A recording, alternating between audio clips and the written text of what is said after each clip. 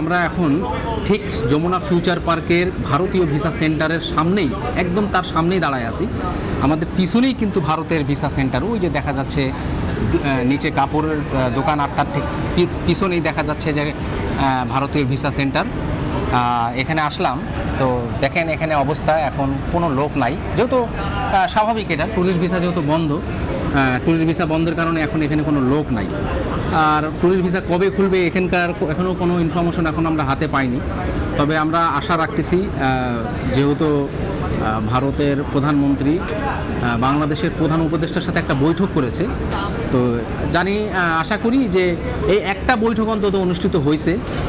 আমরা এতদিন শুনছিলাম যে কোনো আলোচনাই হবে না, বৈঠক হবে না, তাই একটা অনিশ্চয়তার মধ্যে দিন পার করতেছিলাম।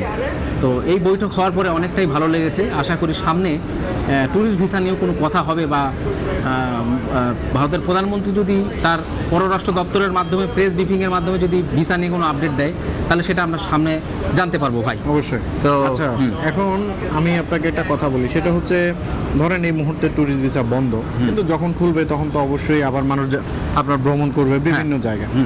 তো অনেকেই আমাদেরকে জিজ্ঞাসা করে যে ভাই আপনারা কোন কোন জায়গায় ট্যুর করেন। আচ্ছা, যে যেমন হচ্ছে এখন আমরা আসলে ভিসা যখন চালু হওয়ার পর আমরা আসলে কোন কোন জায়গায় ট্যুর করাবো, বা আপনার কাছে কোন কোন জায়গাগুলো মনে হচ্ছে যে হ্যাঁ এখানে অনেক ট্যুরিস্ট যাবে বাংলাদেশ থেকে, বা আমাদের অনেক ভাইরা আছে যারা যেতে চাচ্ছে। তো আপনার মানে মানুষ যখন আমাদেরকে জিজ্ঞাসা করবে যে ভাই আপনারা কোথায় কোথায় ট্যুর করিয়ে থাকেন, তখন আমরা কি বলবো, বা আপনার কাছে কি উত্তর আছে, এটা একটু যদি বলেন। আমি আপনাকে বলবো যে আমি সবচেয়ে বেশি কাশ্মীর নিয়ে যাই। আচ্ছা, আমি সবচেয়ে বেশি হলো কাশ্মীর নিয়ে যাই মানে ট্যুর করি আর কি, নিয়ে যাই না, ট্যুর করি। তবে যারা আমার সাথে যেতে চায় গ্রুপ ট্যুর করি, আমি কিন্তু স্পেশালি গ্রুপ ট্যুর করি। যারা আমার সাথে যেতে চায় তারা অবশ্যই যেতে পারবে। যখন ট্যুরিস্ট ভিসাটা খুলবে, আমরা কাশ্মীর ট্যুর আগে যেরকম করতাম, আবারও কাশ্মীর ট্যুর আমরা ভিসা খোলার পরে আবারও আমরা কাশ্মীর ট্যুর করব। এবং পাশাপাশি আরও কিছু ডিমান্ড আছে, যেমন সাউথ ইন্ডিয়া, তারপরে হলো আজমির শরীফ, আর কেরালা, সাউথ ইন্ডিয়াতে কেরালা, আর হচ্ছে রাজস্থান, আগ্রাতে। হ্যাঁ আগ্রা, হ্যাঁ এইসব জায়গায় ডিমান্ড আছে।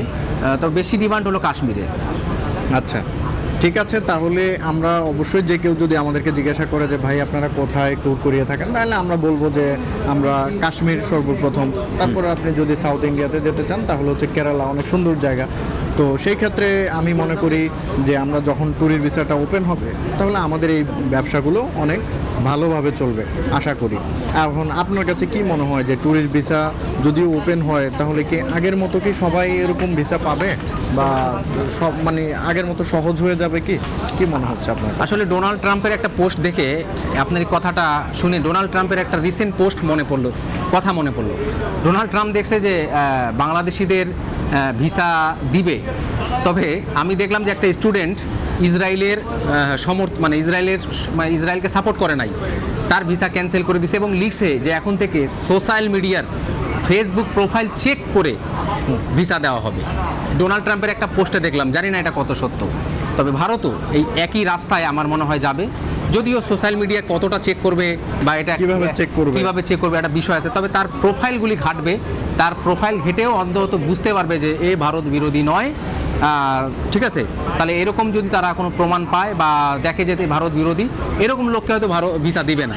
আর যদি দেখে যে না, তার কোনো সমস্যা নাই, তার ট্রাভেল রেকর্ড বা এভরিথিং ইজ ওকে, তাহলে তাকে ভারত ভিসা দিবে। এইটাই আমার কাছে মনে হয়। বাট এটা যে 100% পারফেক্ট হবে, কারেক্ট হবে তা নয়, জাস্ট এটা আমি আমার অ্যানালাইসিস বললাম আর কি। আচ্ছা, তাহলে আমরা এটা বিশ্বাস রাখতে পারি যে ভিসা কোনো না কোনো দিন ভিসা খুলে যাবে, হয়তো একটু আগে পরে হতে পারে। তবে আমার মানে অনেকেই যারা চিন্তা করছেন যে বাংলাদেশে কোনো সমস্যা হচ্ছে, বাংলাদেশে কোনো ধরনের সমস্যা হচ্ছে না।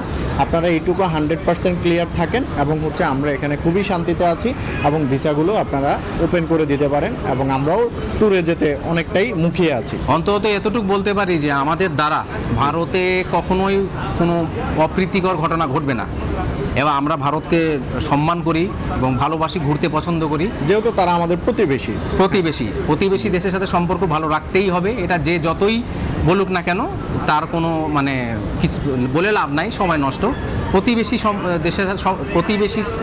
প্রতিবেশী দেশের সাথে সম্পর্ক ভালো রাখতে হবে। এই যে ভাই একটা আমি দেখলাম ডক্টর মোহাম্মদ ইউনূস যখন ভারতের প্রধানমন্ত্রীর সাথে আপনার বৈঠক করে, তখন আমাদের এই যে উপদেষ্টা, মানে উপদেষ্টা নাই, যে স্টুডেন্ট যে সমন্বয়কের সার্জিস যে একজন নাম আছে, উনি তখন একটা পোস্ট করছে যে ভারতের সাথে ভালো সম্পর্ক রাখাই যায়, বা তারা রাখতে চাইলে আমরা রাখতে রাজি আছি। হ্যাঁ, এখন প্রতিবেশীর সাথে আপনি যদি ভালো সম্পর্ক না রাখেন তাহলে আপনার বিপদে কে আসবে?